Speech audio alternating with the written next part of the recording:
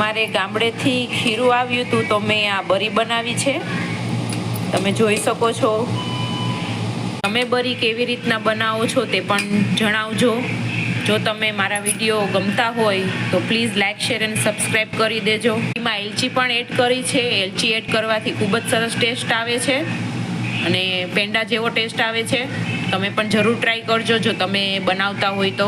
તમે મારા વિડીયો જોવો તો છો પણ તમે લાઇક અને સબસ્ક્રાઈબ નથી કરતા તો પ્લીઝ જલ્દી લાઇક કરી દો અને સબસ્ક્રાઈબ કરી દો પ્લીઝ। રેડી થાય એટલે હું તમને હમણાં જરૂર બતાવીશ, જરૂરથી ટ્રાય કરજો। જો કેવી સરસ બની છે। હવે આને પાણી બળવા દેવાનું છે, ત્યાં સુધી આપણે તેને કરવાની છે। એડ કર્યું એટલે ખાંડનું પાણી થાય છે, એટલે તેને પણ આપણે છે। બરી તૈયાર થઈ ગઈ છે, ખૂબ જ ટેસ્ટી બની છે, થાબડી પેંડા જેવી લાગે છે। તમે પણ જરૂર